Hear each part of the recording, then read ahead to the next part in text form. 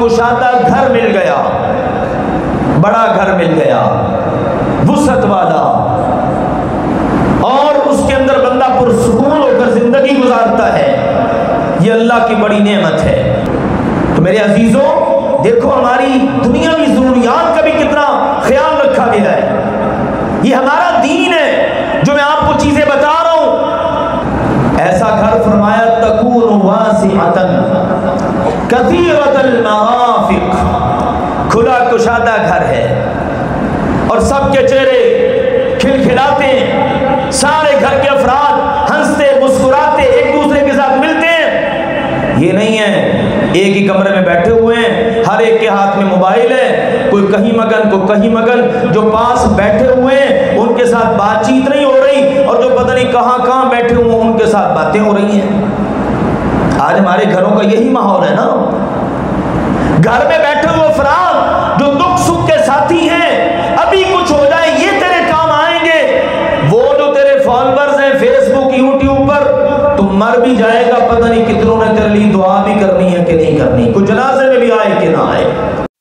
کتاب اللہ وخیر الہدی ہدی محمد صلی اللہ علیہ وسلم وشر الامور محدثاتها وكل محدثة بدعة وكل بدعة ضلالة وكل ضلالة في النار۔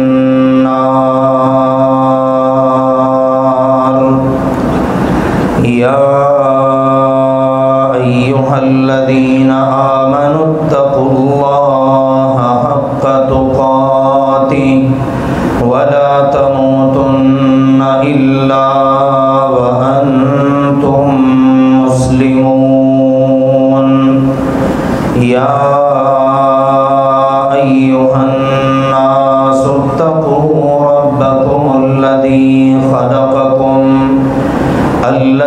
خلقكم من نفس واحدة وخلق منها زوجها وبث منهما رجالا كثيرا ونساء، واتقوا الله الذي تساءلون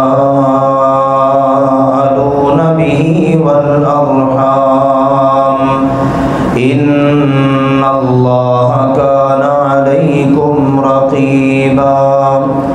يا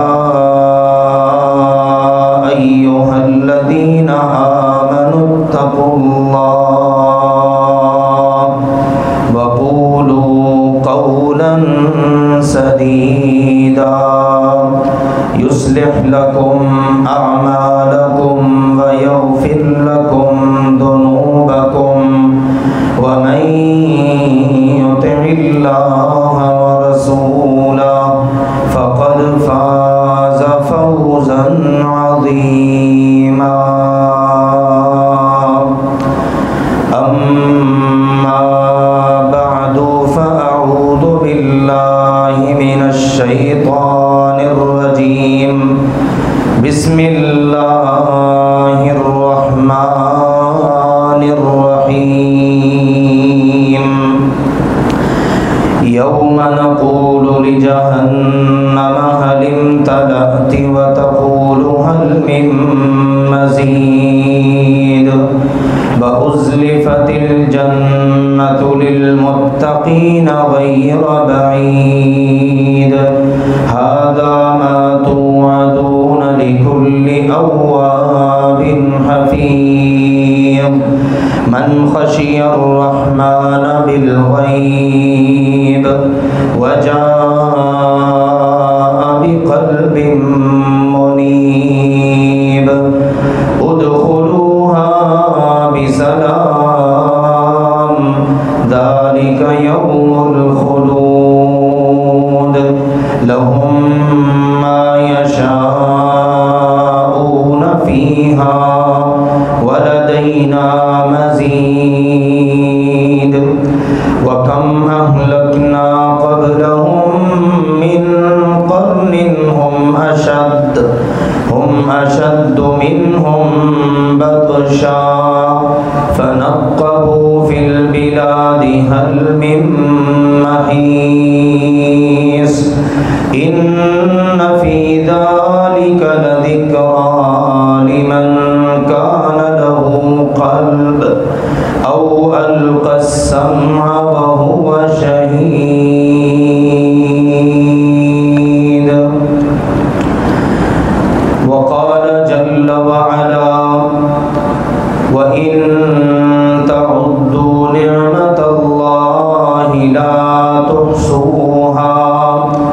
ان الانسان لظلوم کفار۔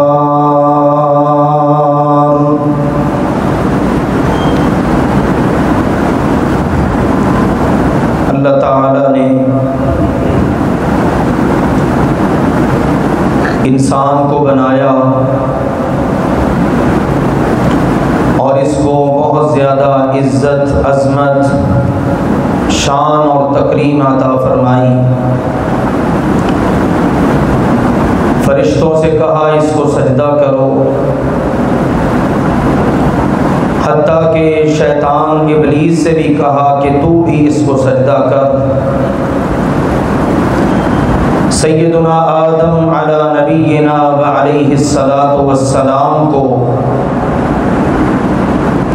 اللہ کا حکم مان کر فرشتے سجدہ کر کے کامیاب ٹھہرے۔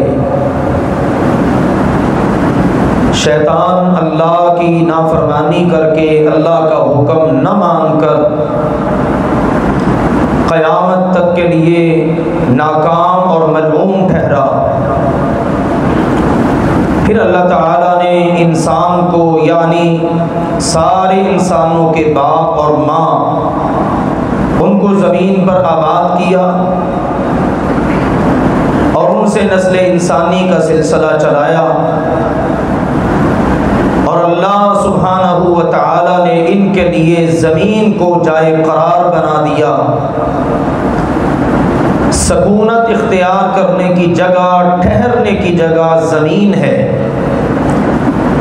یہاں انسان آباد ہیں، اور ان کو بتایا منہا خلقناکم وفیہا نعیدکم ومنہا نخرجکم تارۃ اخری، اسی زمین سے ہم نے تمہیں پیدا کیا ہے، مرنے کے بعد تم نے اسی زمین میں واپس پلٹ جانا ہے، اور پھر جب دوسری مرتبہ میں نے تمہیں نکالنا ہے تو وہ بھی اسی زمین میں سے نکالنا ہے۔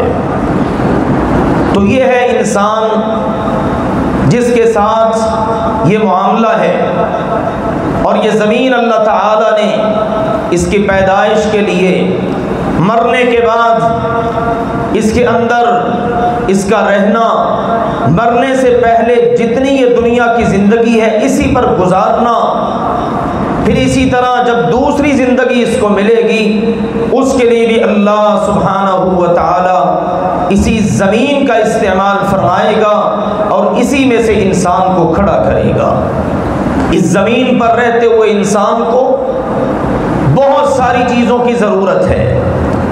اللہ سبحانہ و تعالی خالق و مالک ہے، وہ اپنی مخلوق کی ضروریات کو بہتر سمجھتا ہے، اس نے ہر مخلوق کی ہر ضرورت کو پورا کیا، اور انسان کی ضرورتوں کو بھی پورا کیا، کر رہا ہے، اور قیامت تک نہ جانے کس کس چیز کو اور کس کس نعمت کو عطا کر کے وہ اس کی ضروریات کو پورا فرمائے گا۔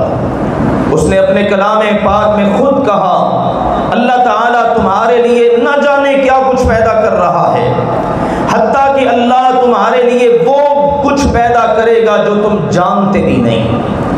یہ اللہ کی نعمتیں، اس لیے انسان اگر غور کرے تو اللہ کی نعمتیں تو شمار میں ہی نہیں آ سکتی، اتنی اللہ کی نعمتیں ہیں۔ انسان اپنے وجود پر نظر دوڑائے، اپنے ماحول میں نظر دوڑائے، اور آفاق میں پھیلی ہوئی اللہ کی نعمتوں پر نظر دوڑائے، تو اللہ کا فرمان سچ ہی سچ ہے، وَإِن تَعُدُّوا نِعْمَةَ اللَّهِ لَا تُحْصُوهَا۔ انسانوں اگر تم اللہ کی نعمتوں کو گننے لگو نا تو سارے تمہارے کیلکولیٹر جواب دے جائیں گے، کاؤنٹنگ کی ساری مشینیں وہ جواب دے جائیں گی، لیکن اللہ کی نعمتیں شمار میں نہیں آئیں گی۔ اس قدر اللہ کی نعمتیں، ان نعمتوں میں سے ہم انسانوں کے لیے بہت بڑی نعمت میرے عزیزوں وہ ہوتا ہے گھر، جہاں پر ہم رہتے ہیں۔ گھر اللہ کی بہت بڑی نعمت ہے، اس کی قدر ان سے پوچھئے جن بیچاروں کے پاس گھر نہیں، کوئی جھونپڑیوں میں رہ رہے ہیں، کوئی فٹ پاتھ پہ اپنی زندگی کی سانسیں پوری کر رہے ہیں، کوئی کرائے کے مکانوں میں، کوئی ٹین کی چھتوں کے نیچے، کوئی بیچارے کہیں کوئی کہیں۔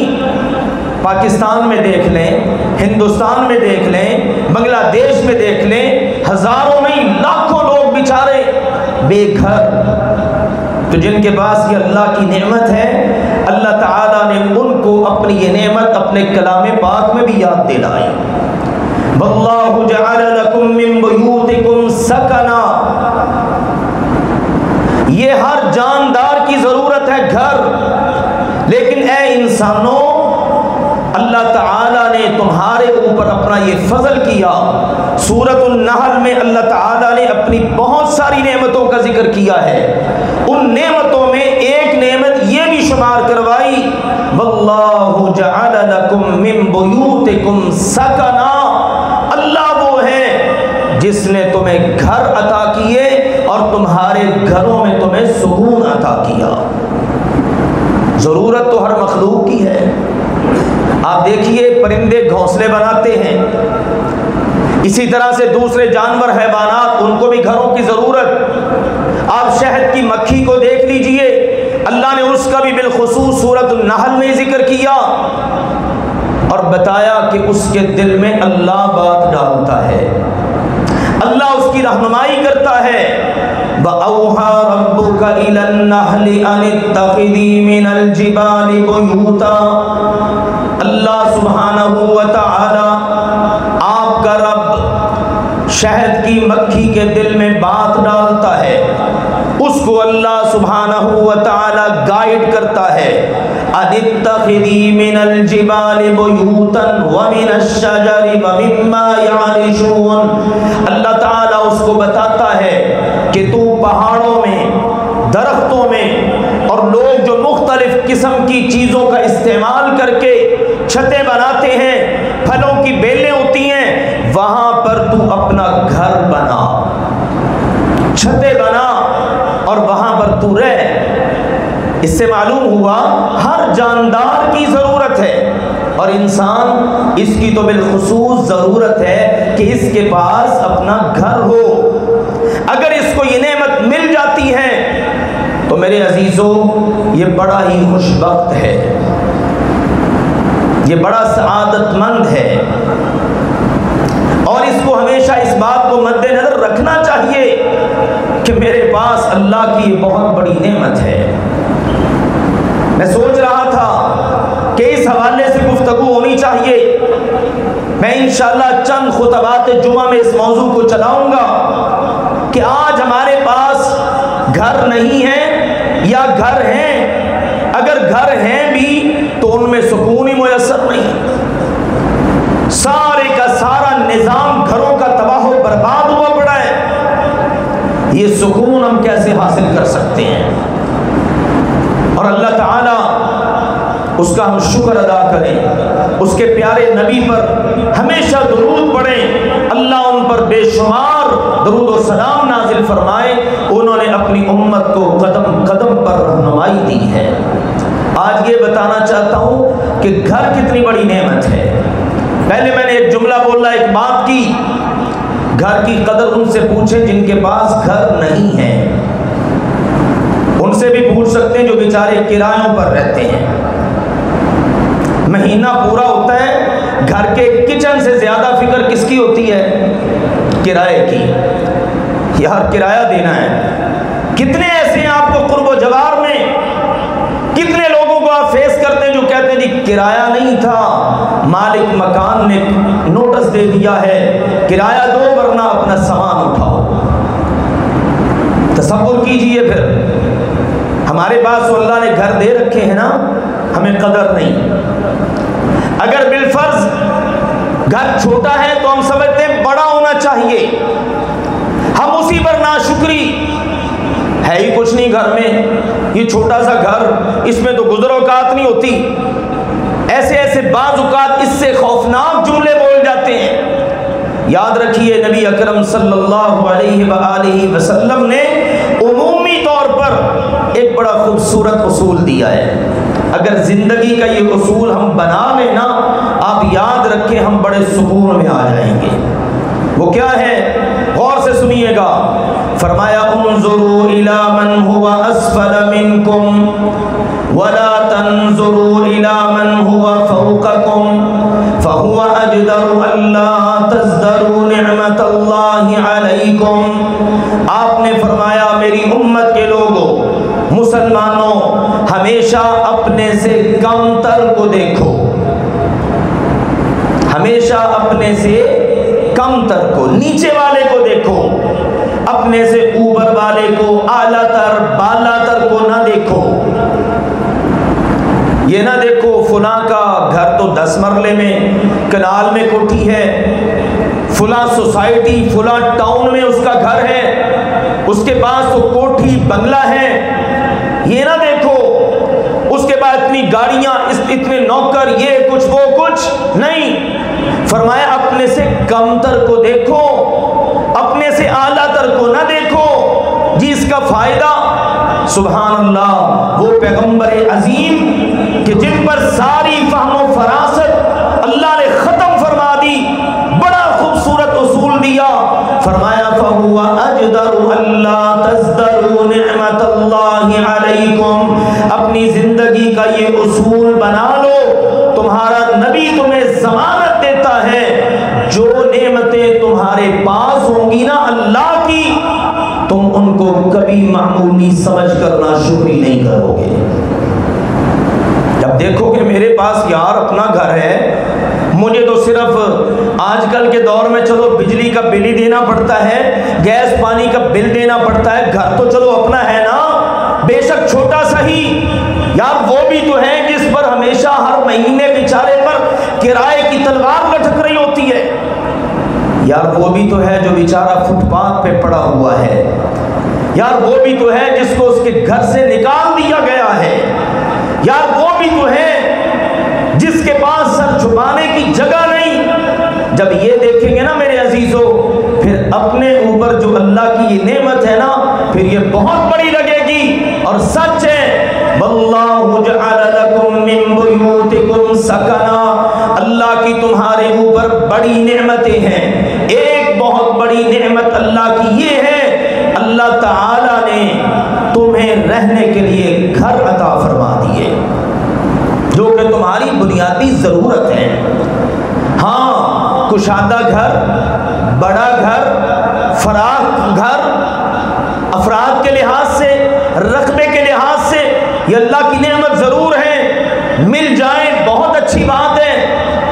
اس سے یہ بھی اندازہ ہوتا ہے کہ یہ جو بعض لوگوں کا ذہن بن گیا نا کہ بعض دنیا سے بالکل لا تعلق، ضرورت ہی کیا گھر بنانے کی، میرے عزیزو یہ سوچ بھی ٹھیک نہیں۔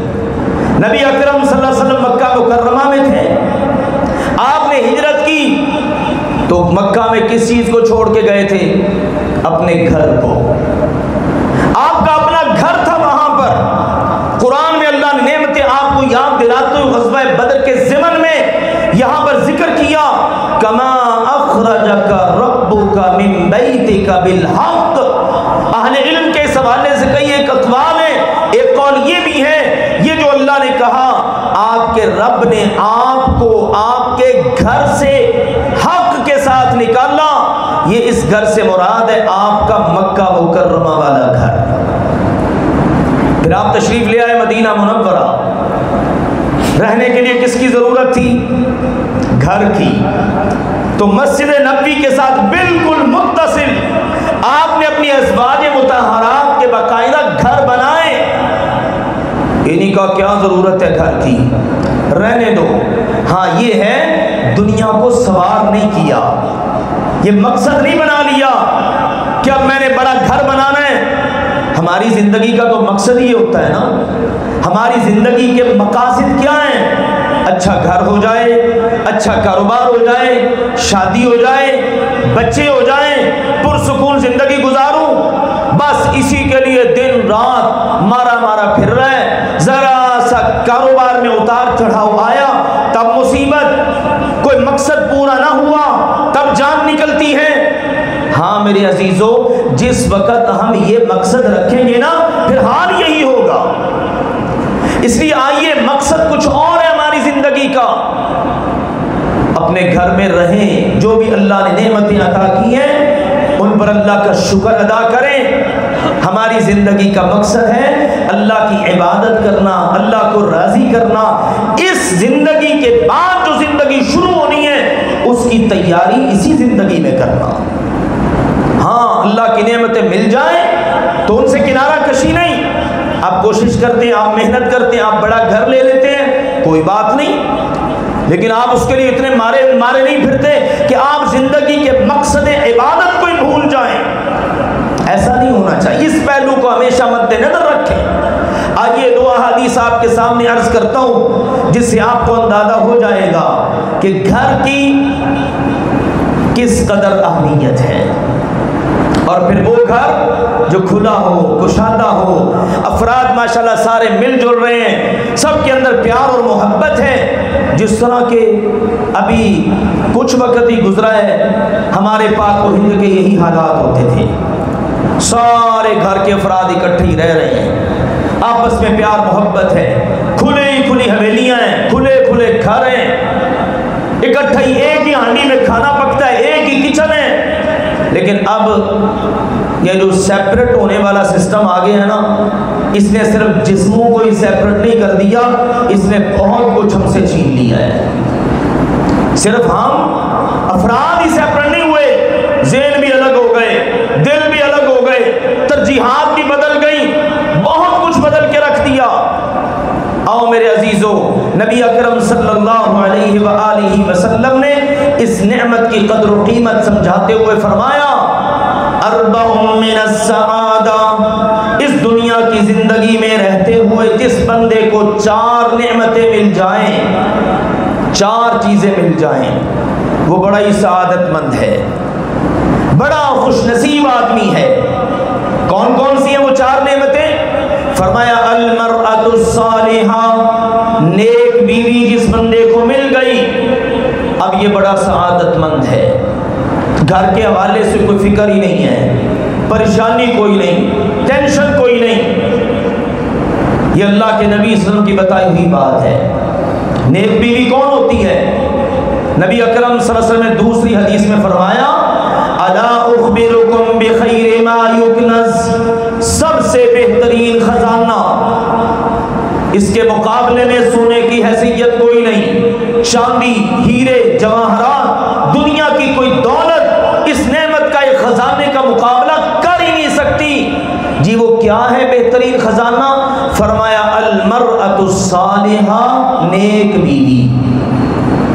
کون ہوتی ہے؟ صلت خمسہا، صامت شہرہا، اطاعت بعلہا، احسنت فرجہا، 4 صفتیں جس عورت میں ہو وہ بہترین عورت، کائنات کا بہترین خزانہ۔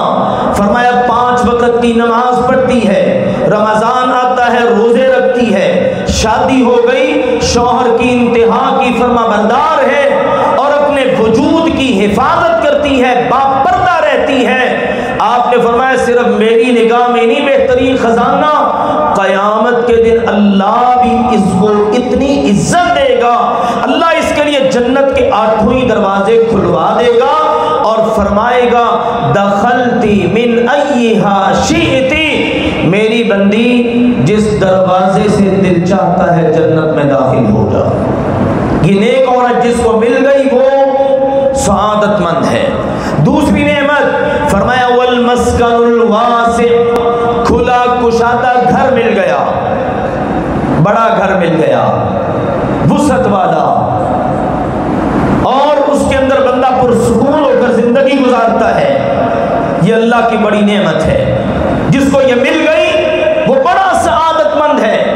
تیسری نعمت والجار الصالح، اچھا ہمسایہ مل جائے، نیک ہمسایہ، دکھ سکھ میں کام آتا ہے اور اس کی شرارتوں سے بندہ بچا رہتا ہے، اس سے کسی قسم کا خطرہ خوف نہیں ہوتا، بندہ پرسکون ہو کر اپنے معاملات نمٹاتا ہے۔ کہیں سفر پہ آنا جانا پڑے، کہتا یار کوئی مسئلہ نہیں، میرا ہمسایہ ہی اتنا اچھا ہے، مجھے کسی قسم کا خوف ہی نہیں۔ चौथी बात इरशाद फरमाई नबी अकरम सल्लल्लाहु अलैहि वसल्लम ने, वल मरकबुल हनी, आरामदेह सवारी।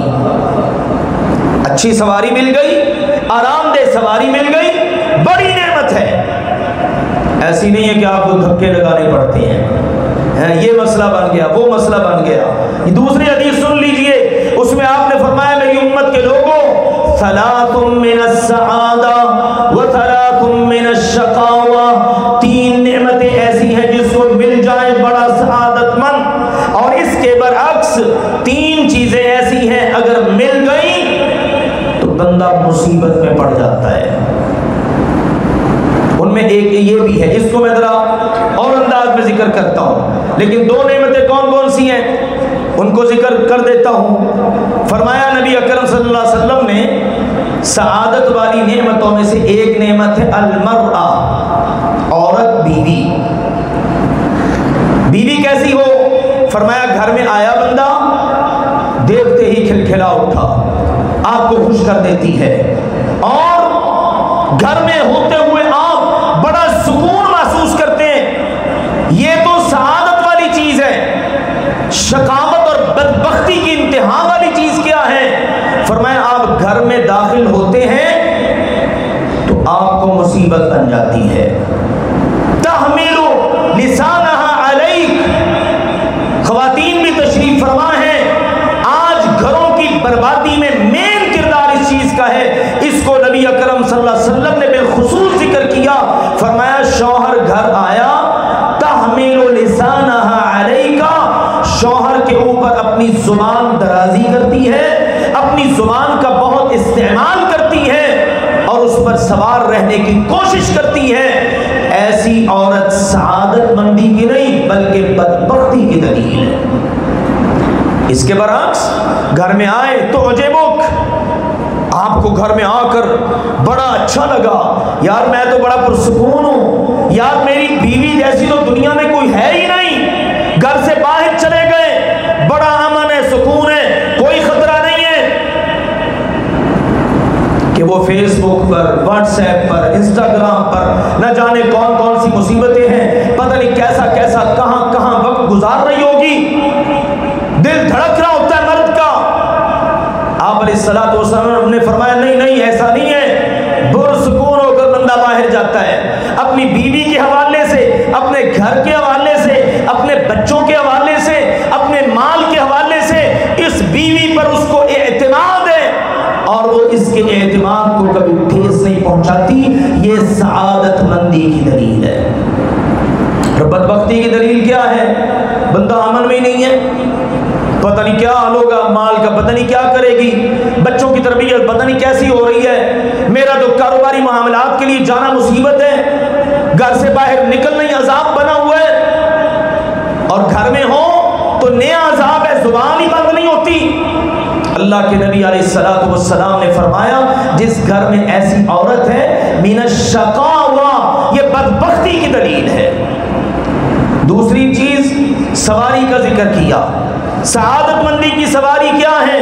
फरमाया सवारी है, उस वक्त तो चूंकि ये घोड़े, ऊंट, खच्चर इस तरह की चीजें थी ना, फरमाया तुम उस पर सवार होते हो, तुम्हारे साथियों से तुम्हें पीछे नहीं रहने देती, इतनी उम्दा बेहतरीन सवारी है, तुम्हारे साथी आगे नहीं निकल सकते उस सवारी के होते हुए, और अगर कभी जरूरत पड़ भी जाए जरा सा तुम इशारा करते हो, वो इस तरह अपनी तेज रफ्तारी के साथ चलती है कि अपने सवार को सुकून देती है। और इसके बरअक्स दूसरी किस्म की सवारी जो बदबख्ती की दलील है, फरमाया अगर मारने लग जाओ तो मार मार के बंदा थक जाएगा, सवारी को असर नहीं होगा।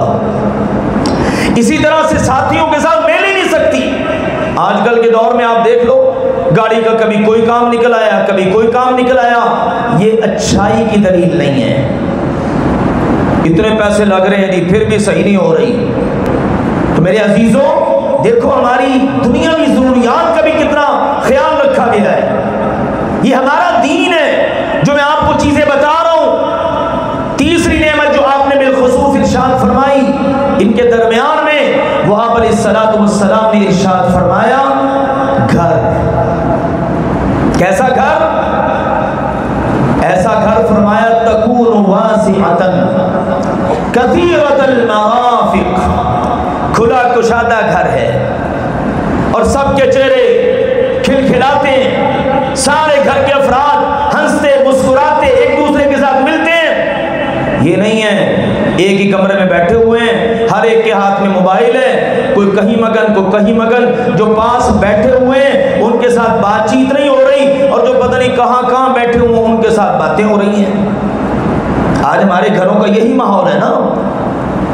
घर में बैठे हुए अफराद जो दुख सुख के साथी हैं, अभी कुछ हो जाए ये तेरे काम आएंगे, वो जो तेरे फॉलोअर्स हैं फेसबुक यूट्यूब पर, तुम मर भी जाएगा पता नहीं कितनों ने तेरे लिए दुआ भी करनी है कि नहीं करनी, कुछ जनाजे में भी आए कि ना आए। तो मेरे अजीजों समझिए इन बातों को।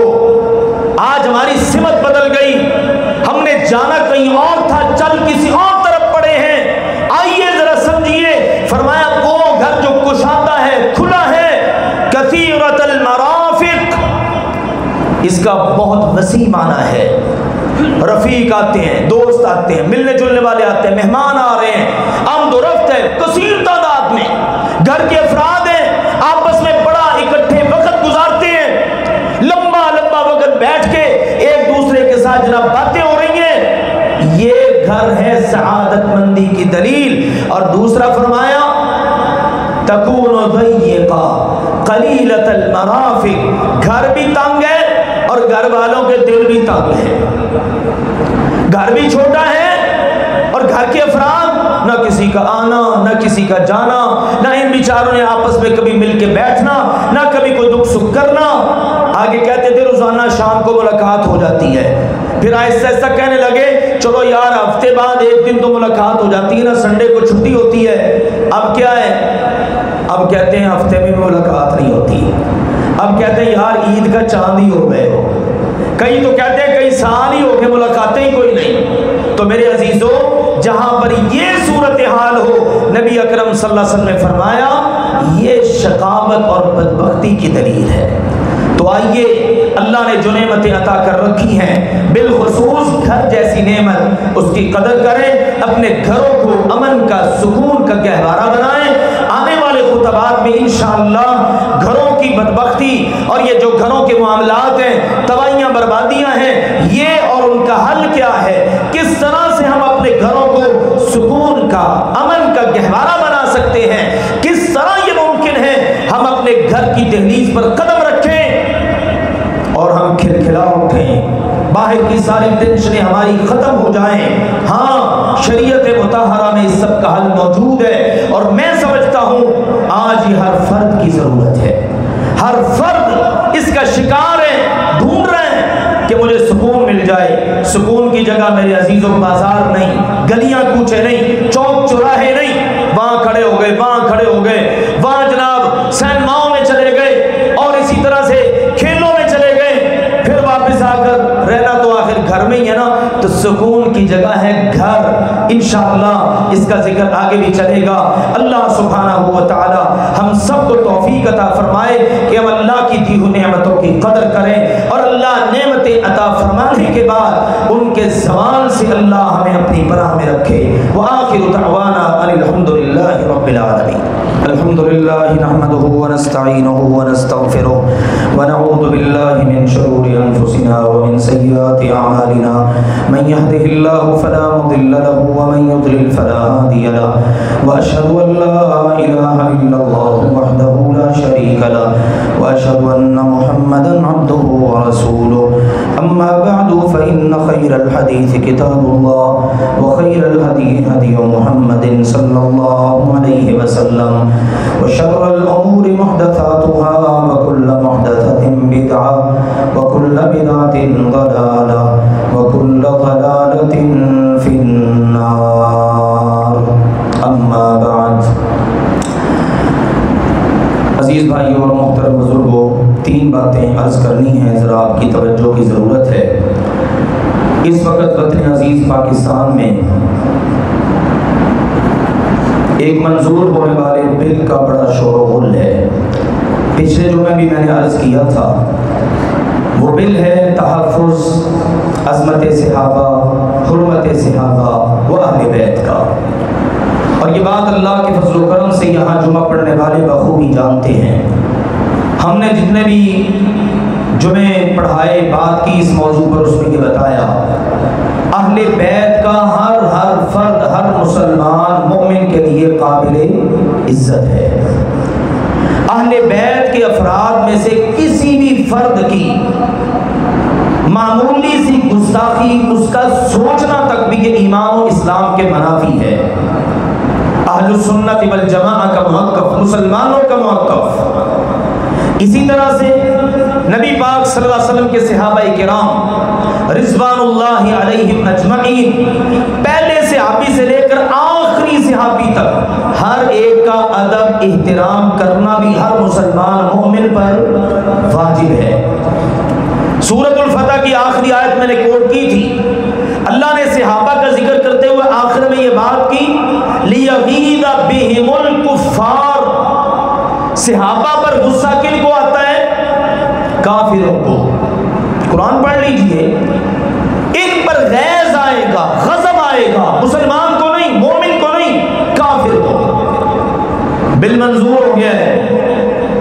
پہلے سزا تھی گستاخی صحابہ یا گستاخی اہل بیت کے مرتکب کی، کہتے ہیں 3 سال، اب ہو گئی ہے 10 سال ناقابل ضمانت. ہم کہتے ہیں بالکل ہونا چاہیے، کیونکہ ہم نے نہ اہل بیت کی گستاخی کرنی ہے، نہ صحابہ کی، نہ اس کا سوچنا ہے. ایسا لعین تو دنیا میں بھی مجرم، آخرت میں بھی. اب آج آ کے کیا ہے، آڑ لی جاتی ہے اہل بیت کی، تقسیم کیا جاتا ہے صحابہ کو. بنو امیہ کو اتنا برا بنا دیا گیا کہ اللہ کی پناہ. یاد رکھو میرے عزیزو، ہمارے پیارے نبی علیہ الصلوۃ والسلام نے فرمایا تھا قیامت کے دن سب رشتے ختم ہو جائیں گے سوائے میرے رشتوں کے. رشتہ داری کا اللہ اتنا پاس لحاظ رکھے گا. اب یاد رکھیے، جس سے نبی پاک نے رشتہ لے لیا یا جس کو دے دیا، وہ سارے کے سارے کیا ہیں؟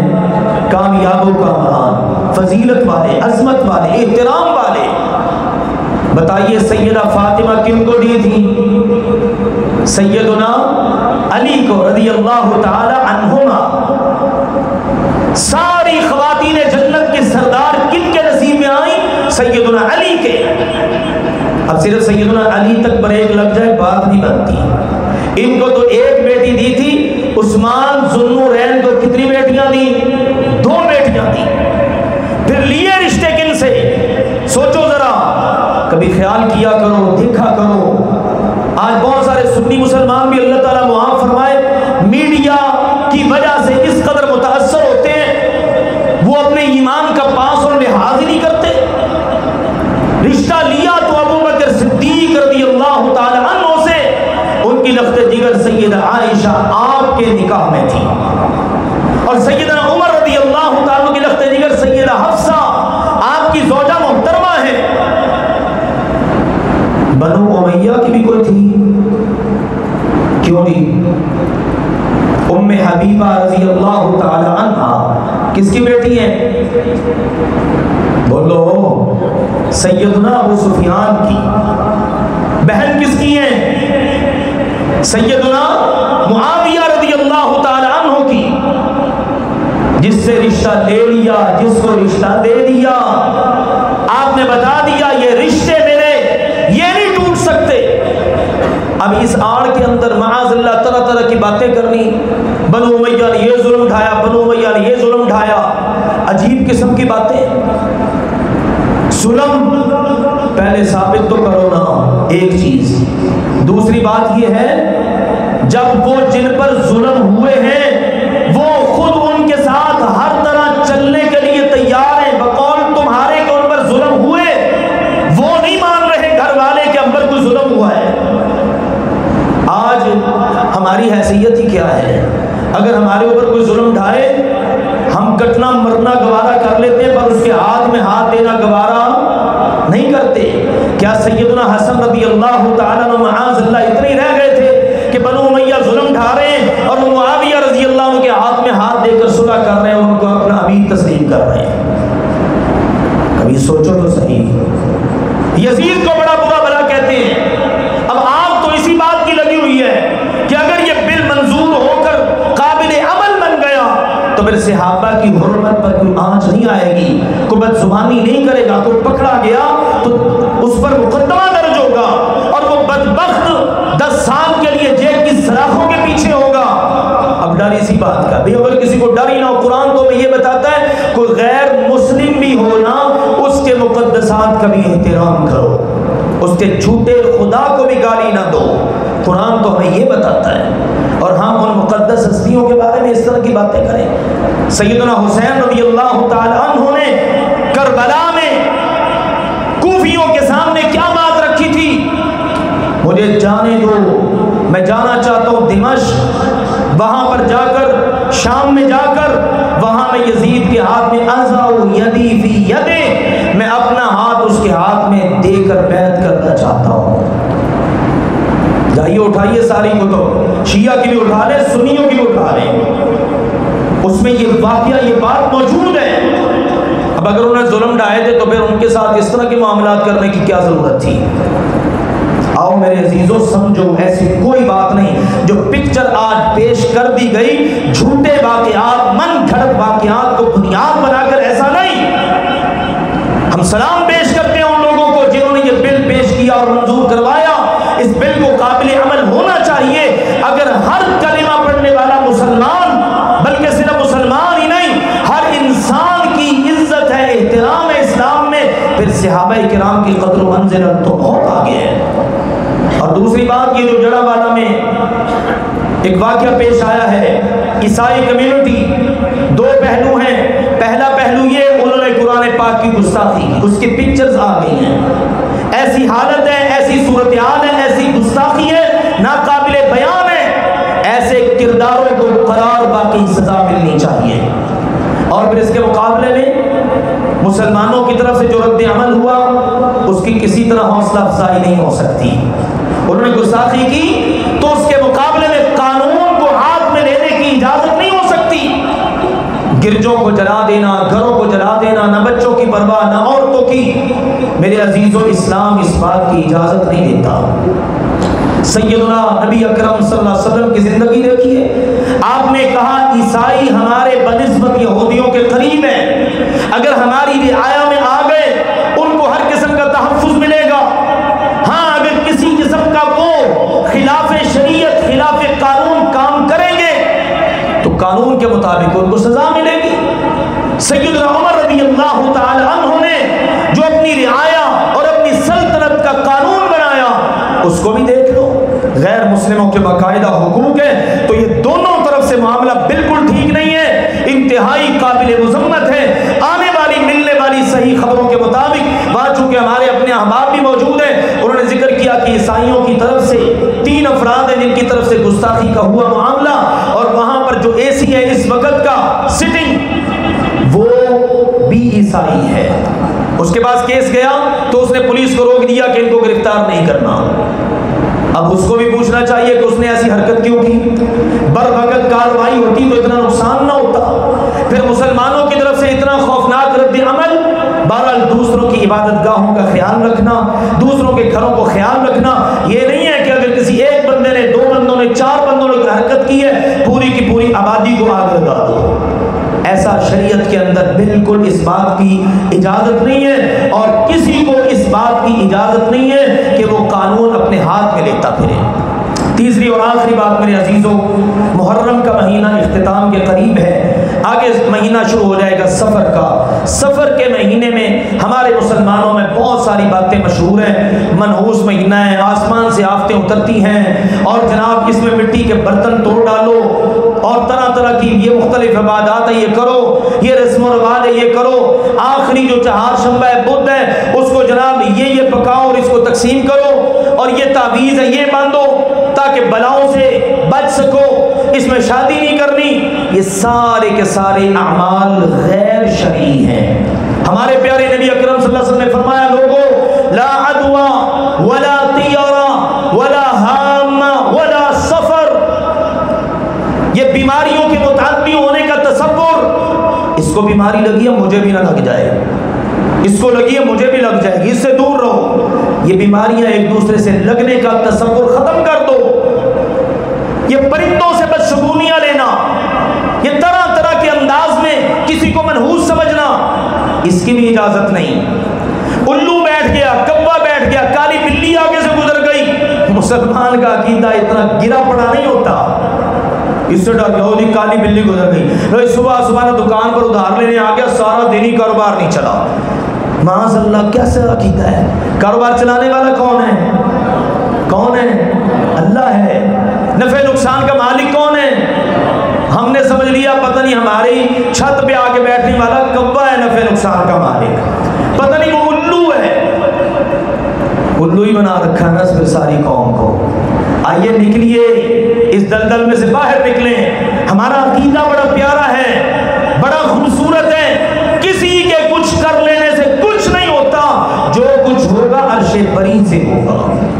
اور فرمایا والا سفر کا بھی کوئی تصور نہیں، سفر کا مہینہ منحوس ہے، فلاں ہے، کوئی ایسا تصور نہیں ہے، روٹین کے مطابق اپنے عمل کرو۔ اس مہینے کی کوئی خاص عبادت نہیں، کوئی اس مہینے کا الگ سے کوئی معاملہ نہیں، بس روٹین کا وقت گزاریے، آپ خوشیاں کریں، شادیاں کریں، اگر آپ صدقہ خیرات کرنا چاہتے ہیں اپنی مرضی سے کریں، کوئی دن فکس کر لینا یا اس مہینے کو منحوس سمجھنا یا اور اس سے متعلق دیگر چیزیں، ان کا شریعت مطہرہ کے اندر کوئی میرے عزیز و ثبوت نہیں ہے۔ اپنا عقیدہ مضبوط رکھیں، اللہ کے ساتھ جڑیں، رسول پاک کے ساتھ اپنا تعلق مضبوط کریں، انشاءاللہ دنیا اور آخرت کی کامیابیاں مقدر بنیں گی۔